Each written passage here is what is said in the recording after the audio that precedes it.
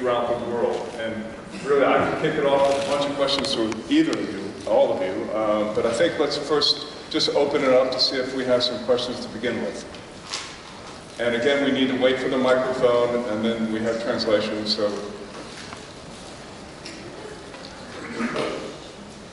Thank you very much. I'd like to begin the question, talk about rolling out ICT to solve social problems in cities.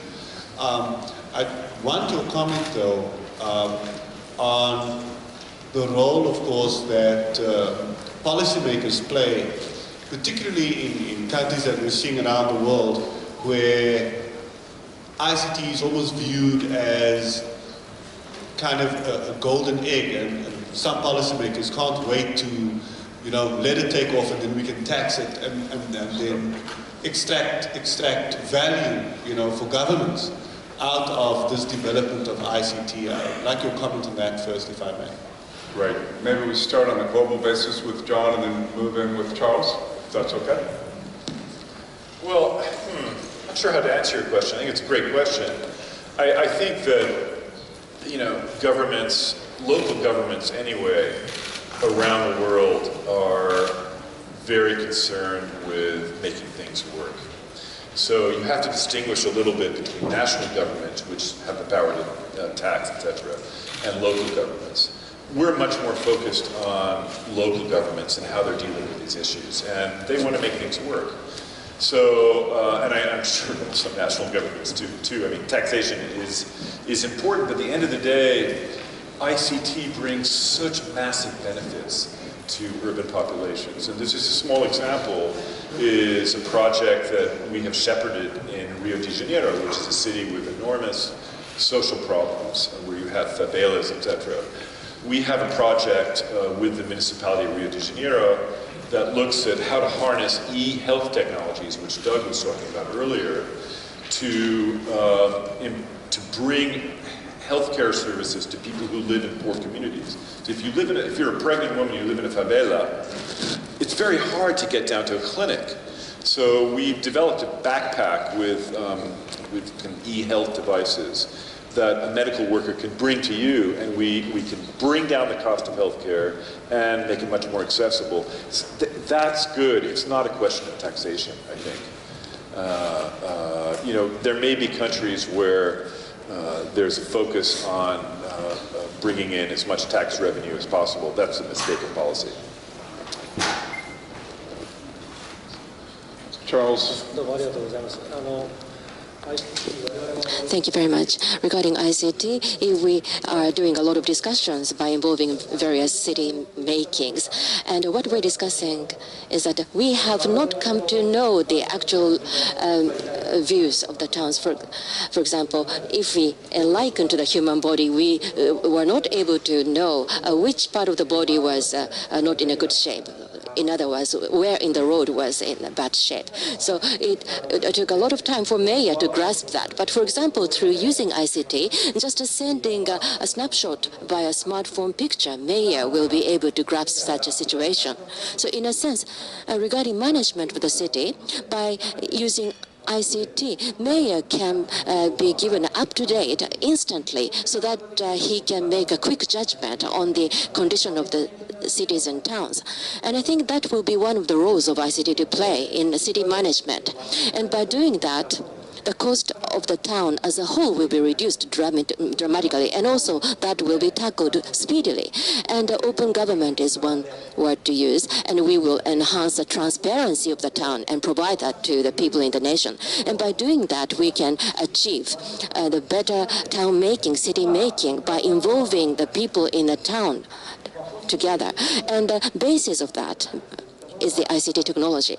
And then through using ICT, I think we can tackle various problems in the town. So linkage between the local government and the government, and I think that is a point to take an action on.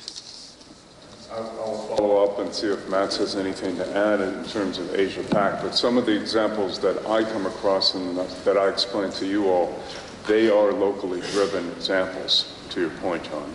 And we're working with the local government and the operator. and it's more the local initiatives in the towns, etc. So, very good point.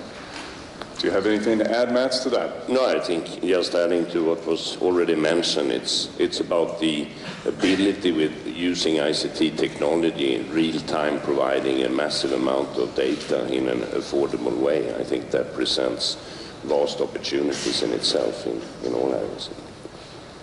I will ask a follow-up question to yours, because Charles, when you were putting up your presentation and your policies, and really at the end of your presentation, you had a model, and the model basically was threefold. It was private and government partnership, it was specific investment areas, and then it was regulatory. If I could ask you, are you capable to expand on what areas of specific investments that you would like to see, and what would you like to see from your partners in the private sector in terms of where they should be investing as well to drive this forward jointly?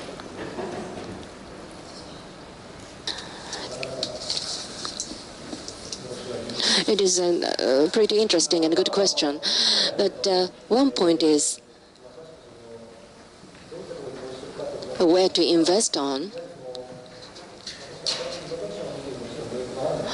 Of course, there are some town areas with an innovation, but from the problems that Japan has, well, aging society or social life should be the area, actually, infrastructure that was mentioned. So those are the points where Japan should invest more and more aggressively.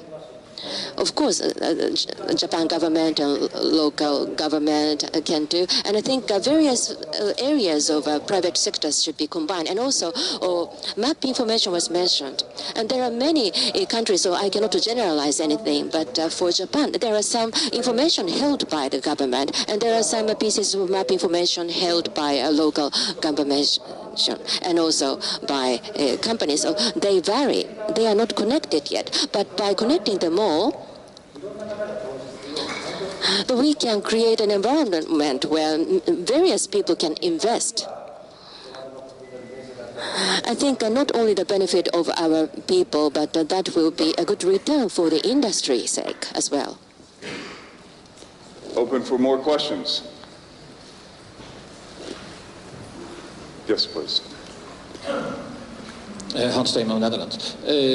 In the early 2000s, it was said that the main reason why Japan was advanced in its mobile technology was time killing. People were spending a lot of time in the public transport and using their phones to watch videos. What's currently the reason that Japan is ahead of the whole market?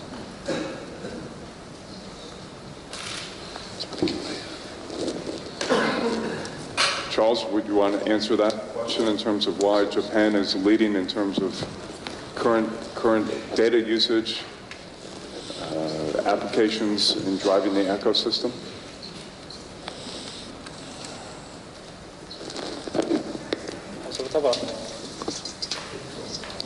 And probably this is thanks to power of Ericsson. Well, let me put that aside. But at least mobile environment in Japan is very much improved, as you see. And in a sense, competitions were very much developing. I think that is a result globally. And actually, there are 3 carriers in Japan, but in addition to that, so-called Wi-Fi carriers.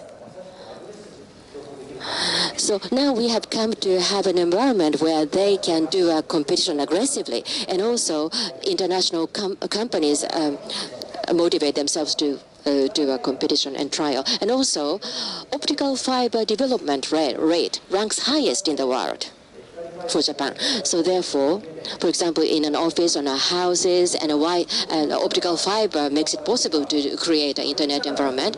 And naturally, from user point of view, they want to create a sense of communication while walking, even. So that is a perspective of Japanese users in terms of a constant needs for high-speed environment for internet. And then, mobile operators will provide that. I think that is a synergy.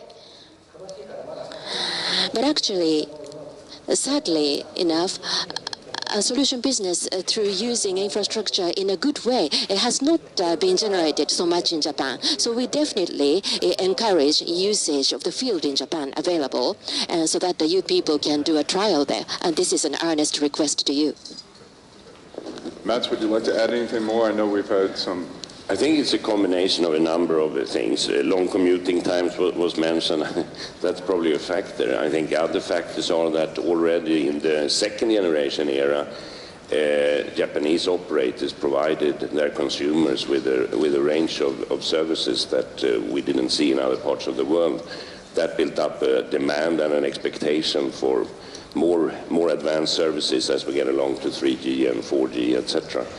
And I think fierce competition between three equally strong and very capable operators in Japan has contributed as well. Bandwidth provided both on fixed and mobile broadband causes an expectation on very good user experience, etc. And I think also the government in Japan has played a role in driving for advanced services. Very good. More questions? Here we go. Yeah, my name is Gerhard Faser. I've been working with Japan's telecom sector almost longer than Ericsson, since '84. I think it was several times mentioned that the long commuting times in Japan are a driver of the advanced development of mobile and internet services, and I think that's wrong. And it can be, it's often mentioned in the West, but it's wrong. And it can be proven that it's wrong. And I think the data are very well known by the government here. The mobile internet usage in the countryside of Japan, where there are zero commuting times, is the same as in Tokyo.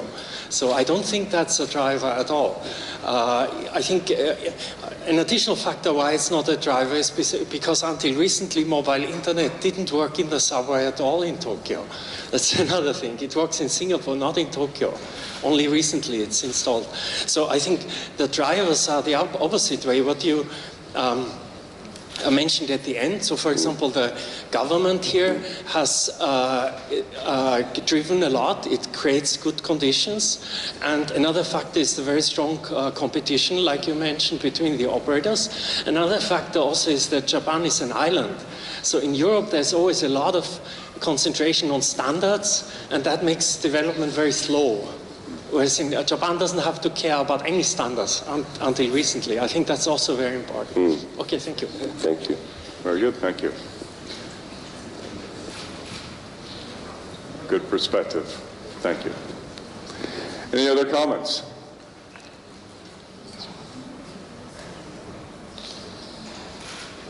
Well, let me ask John a question. John, you see a variety of different countries, and you're talking to a variety of different cities around the world. If you had to focus, where do they want to invest their money in terms of urbanization?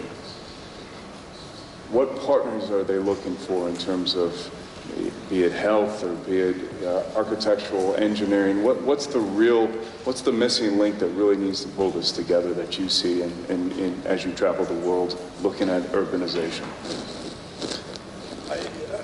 I think it depends on which city we're talking about and, which society Japan, as Chris pointed out, Charlie pointed out, faces has a very rapidly aging population. That's a terrific challenge here. So I think obviously investment resources have to go to facing that. But I think probably one of the most important things that needs to be worked on is how do you facilitate public and private partnerships?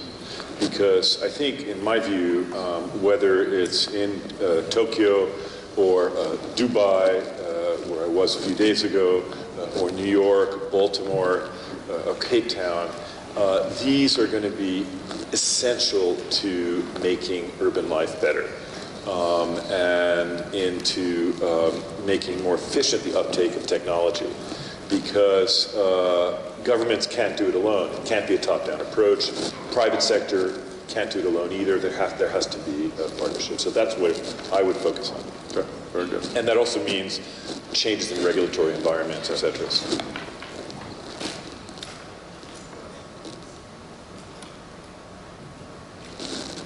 Sorry, if I can follow up on that very point, if I may.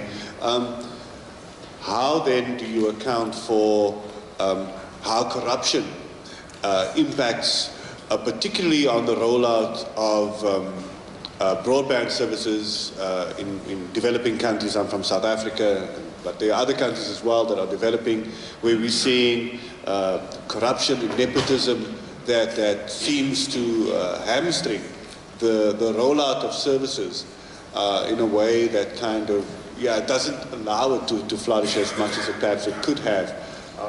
And then also, what that would then also mean, Matt, for your prediction that by 2018 we're going to have X number of people of these services. Have those predictions taken into account the delays in the rollout of broadband services? Let's start with you, Mats. Well, corruption, a number of studies show, has a very harmful impact on the development of societies in a large number of areas that unfortunately also involve our area. That's sad. I don't think there is any particular impact on our sector in that respect. I think our sector is harmed like most other sectors, especially in the areas of infrastructure. And again, we work with operators who receive licenses from the government and bid in terms of RFPs and the rollouts of networks.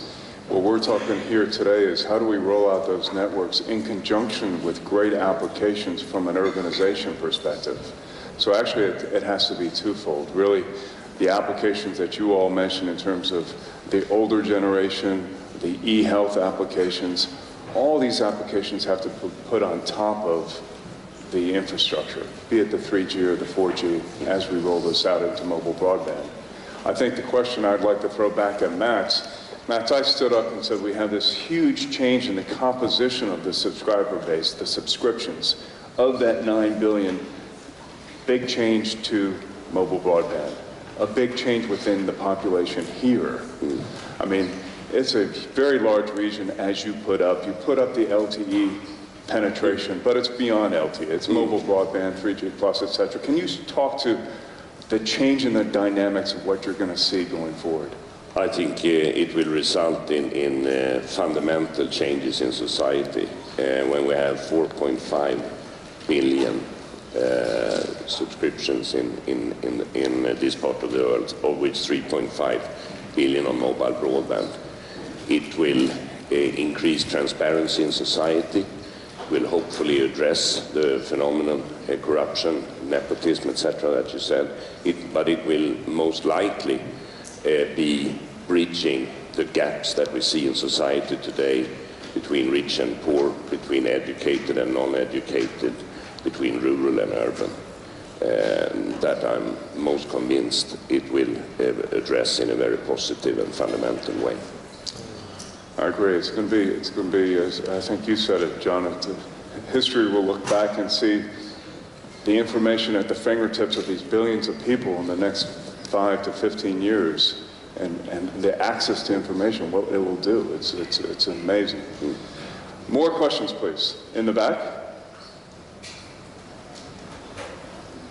Hello, my name is Gabor, I'm from Hungary, and I have both a technical and a philosophical question.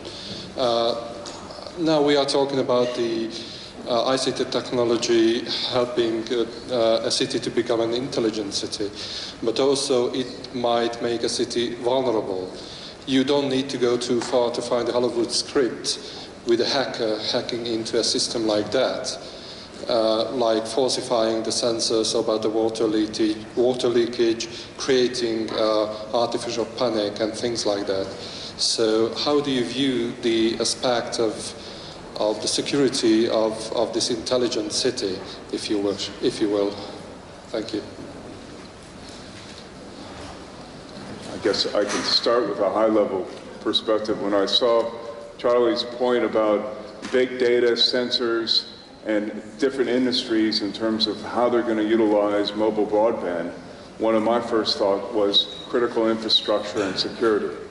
your point is spot on. You have to harden it and you have to do the best that you can, but you have to understand the threats that are out there to be able to basically harden it and respond to it, because you know it'll happen in terms of response is critical, like what we do in normal corporations, okay? Big data analytics, everybody's concerned about security in terms of how we're going to manage that going forward. There's a lot of effort going on in terms of large corporations in the ICT trying to manage that, and I'm sure Charlie and his team are working on it in terms of security, but I'll let you speak to what your own policies.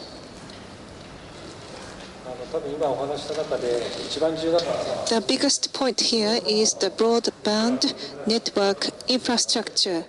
And in addition to that, the security will be needed so that our business do not have to worry about the cyber attack. That's the environment we must build, which becomes the most important.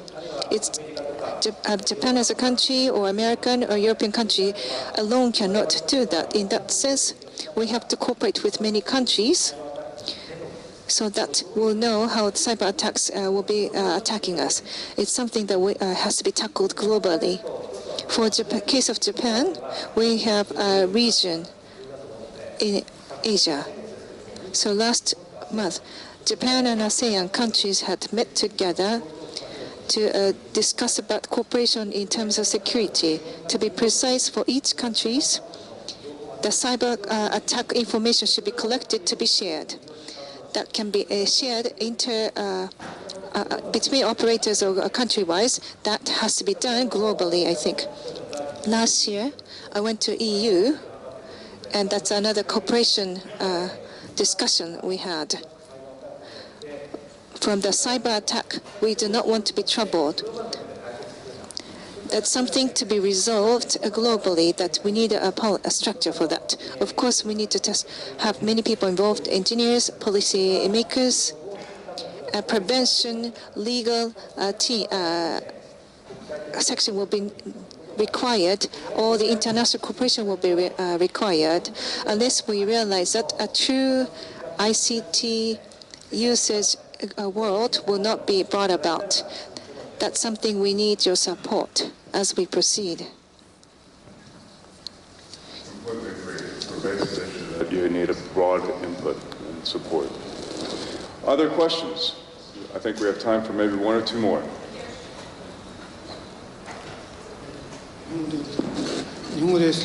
Sorry, I'm going to be into two questions, please.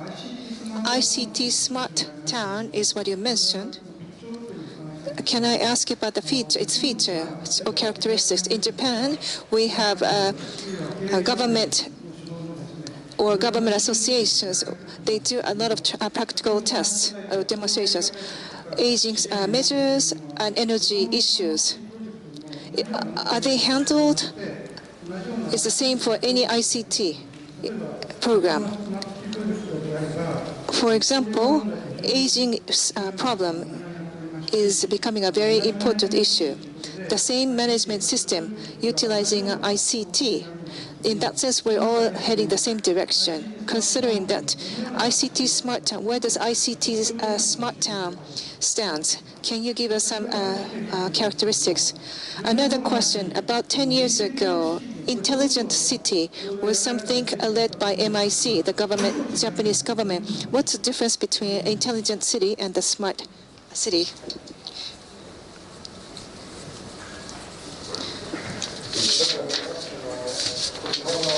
This is specifically about Japanese project. The second question, the difference with Intelligent City and Smart City, Smart Town. ICT policy, maybe it's a difference between ICT back then. The leading ICT system to be implemented in the city is what we try to do. For example, broadband or mobile to be deployed, or ubiquitous network. By that, city could be activated. But this time, those things will be used for health, ICT solution will be generated. That's the project we're trying to make. So that's the biggest difference. So many trials have been going on, as you questioned.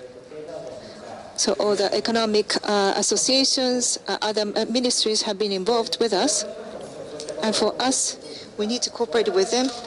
But what we really have to think is really the ICT, big data, and others to be utilized, so that solution will be created.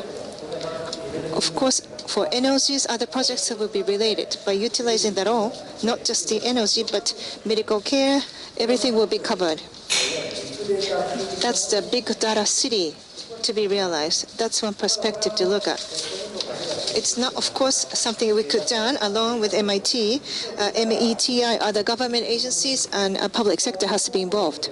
So mutual project will have synergy effect so that a pure urbanization or city building will be realized to be shared globally so that knowledge, global knowledge can be used for our Japan projects as well.